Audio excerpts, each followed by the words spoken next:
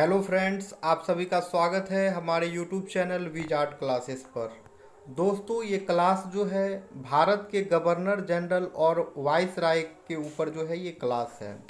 तो पिछले क्लास में जो है हम लोग लॉर्ड कॉर्नवालिस के बारे में पढ़े थे, ठीक है। और आज के क्लास में जो है हम लोग पढ़ने के लिए जाएंगे लॉर्ड वेलेजली के बारे में, ठीक है। लॉर्ड वेलेजली के बारे में पढ़ेंगे। उससे पहले है कि सर जॉन शोर के बारे में एक लाइन जान लेते हैं। तो सर जॉन शोर जो हैं, इनका कार्यकाल 1793 से लेकर के 1798 ईस्वी के बीच में रहा है। इसने अहस्तक्षेप की नीति अपनाई, ठीक है। सर जॉन शोर जो हैं अहस्तक्षेप की नीति अपनाई। इसी के समय निजाम तथा मराठों के बीच 1795 में खुदरा की लड़ाई हुई और इसी की समय में इलाहाबाद का कंपनी के साम्राज्य में विलय हो गया। कंपनी के साम्राज्य में विलय हो गया, ठीक है। तो सर जॉन शोर के बारे में ये कंप्लीट हो गया, ये दो लाइन कि इसने अहस्तक्षेप की नीति अपनाई थी। इन्हीं के टाइम में जो है खुदरा की लड़ाई हुई थी और इन्हीं के समय में जो है इलाहाबाद का कंपनी के साम्राज्य में विलय हुआ। अब स्टार्ट करते हैं लॉर्ड वेलेजली के बारे में। अब स्टार्ट करते हैं दोस्तों लॉर्ड वेलेजली के बारे में। तो इनका कार्यकाल जो है वो 1798 से लेके 1805 ईस्वी के बीच में था और इन्हें बंगाल का शेर भी कहा जाता था। लॉर्ड वेलेजली का कार्यकाल जो है 1798 से लेके 1805 ईस्वी के बीच में था और इन्हें जो है बंगाल का शेर भी कहा जाता था। इसने सहायक संधि की नीति को अनिवार्य किया, ठीक है। लॉर्ड वेलेजली जो है सहायक संधि की नीति को जो है अनिवार्य किया। भारत में यह नीति सर्वप्रथम डुप्ले ने अपनाया था, ठीक है। सहायक संधि की नीति जो वेलेजली ने अनिवार्य किया था, ये सबसे पहले डुप्ले ने अपनाया था इस नीति को सर्वप्रथम। यानी कि सहायक संधि की नीति अगर पूछे सबसे पहले किसने अपनाया था, तो सबसे पहले जो अपनाया था वो हो जाएगा अपनाया था वो हो जाएगा दोस्तों यहाँ पे डुप्ले। सहायक संधि को सबसे पहले कौन अपनाया था अगर ये पूछ दे तो इसका आंसर होगा डुप्ले। और किसने सहायक संधि को अनिवार्य किया, तो इसका आंसर देना है लॉर्ड वेलेजली, ठीक है दोस्तों। काफ़ी इम्पोर्टेंट है ये सभी, इसलिए जो है बार बार रिपीट करते हैं, नहीं तो रिपीट करने की क्या आवश्यकता है दोस्तों, तुरंत पढ़ के निकल जाएंगे। लेकिन ये सब इम्पोर्टेंट है इसलिए रिपीट करते हैं ताकि आप लोग को हमारे सेशन में ही याद हो जाए। वीडियो देख रहे हैं तो इसका फ़ायदा होना चाहिए, इसलिए रिपीट करते हैं, ठीक है। तो ये दो लाइन क्लियर हो गया कि सहायक संधि की नीति को अनिवार्य किया वेलेजली ने और सर्वप्रथम जो है सहायक संधि की नीति को अपनाया था डुप्ले ने। अब है सहायक संधि करने वाले जो राज्य थे उस राज्य का नाम देख लीजिए। हैदराबाद, मैसूर, तंजौर, अवध, पेशवा, बरार एवं भोसले, सिंधिया एवं अन्य सहायक संधि करने वाले राज्य जो थे वो थे जोधपुर, जयपुर, मछेरी, बूंदी तथा भरतपुर। यहाँ देख लीजिए सहायक संधि स्वीकार करने वाले राज्य का नाम यहाँ दिया हुआ है, ठीक है। हैदराबाद 1798 ईस्वी, मैसूर 1799 ईस्वी, तंजौर 1799 ईस्वी, अवध 1801 ईस्वी, पेशवा 1802 ईस्वी, भोंसले 1803 ईस्वी, सिंधिया 1804 ईस्वी। ओके फ्रेंड्स, तो अब यहाँ पे देख लीजिए इंदौर के होलकरों ने सहायक संधि स्वीकार नहीं की। इंदौर के जो होलकरों थे दोस्तों, उन्होंने सहायक संधि जो है स्वीकार नहीं की। उसने कलकत्ता में नागरिक सेवा में भर्ती किए गए युवकों को प्रशिक्षित करने के लिए फोर्ट विलियम कॉलेज 1800 ईस्वी की स्थापना की। वह स्वयं को जो है बंगाल का शेर कहता था, ठीक है। लॉर्ड वेलेस्ली जो है कलकत्ता में नागरिक सेवा में भर्ती किए गए युवकों को प्रशिक्षित करने के लिए फोर्ट विलियम कॉलेज की स्थापना की। और वेलेस्ली जो है स्वयं को बंगाल का शेर कहता था। इसने ईस्ट इंडिया कंपनी को व्यापारिक कंपनी के स्थान पर एक शक्तिशाली राजनीतिक शक्ति के रूप में स्थापित किया। ठीक है, लॉर्ड वेलेस्ली जो है ईस्ट इंडिया कंपनी को व्यापारिक कंपनी के स्थान पर एक शक्तिशाली राजनीतिक शक्ति के रूप में स्थापित किया। लॉर्ड वेलेस्ली के शासनकाल में चतुर्थ आंग्ल मैसूर युद्ध और द्वितीय आंग्ल मराठा युद्ध हुआ।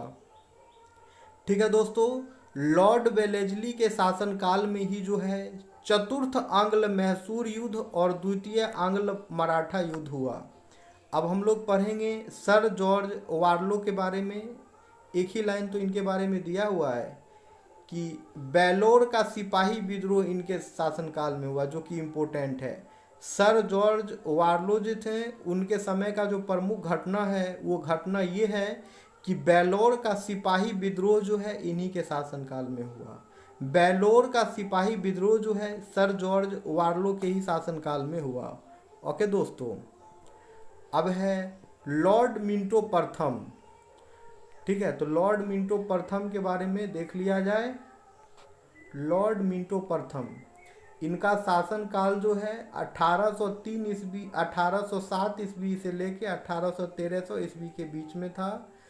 ठीक है दोस्तों, बुंदेलखंड एवं नागपुर के विद्रोह को इसने दबाया। लॉर्ड मिंटो प्रथम जो है बुंदेलखंड एवं नागपुर के विद्रोह को दबाया। 1813 का चार्टर एक्ट पारित हुआ जिसमें शिक्षा के विकास के लिए 1 लाख रुपये की व्यवस्था की गई। ओके, 1813 का जो है चार्टर एक्ट पारित हुआ जिसमें शिक्षा के विकास के लिए 1 लाख रुपये की व्यवस्था की गई लॉर्ड मिंटो प्रथम के समय में। और लॉर्ड मिंटो प्रथम के समय रंजीत सिंह के साथ अमृतसर की संधि 1809 ईस्वी में हुई। इसी के समय तृतीय मराठा युद्ध 1817 से 19 तथा मराठा परिसंघ का कंपनी के साम्राज्य में विलय हुआ। बम्बई प्रेसिडेंसी की स्थापना जो है 1818 में हुआ। मद्रास के गवर्नर टॉमस मुनरो द्वारा 1820 में रैयतबारी बंदोबस्त लागू किया गया। याद रखना है दोस्तों, अगर पूछे एग्जाम में रैयतबारी बंदोबस्त जो है कब लागू किया गया था, तो रैयतबारी बंदोबस्त जो है 1820 में लागू किया गया था। ठीक है, और रैयतबारी व्यवस्था जो है कौन से वर्ष में लागू हुआ था, तो 1820 में लागू हुआ था। किसने लागू किया था, तो टॉमस मुनरो ने लागू किया था।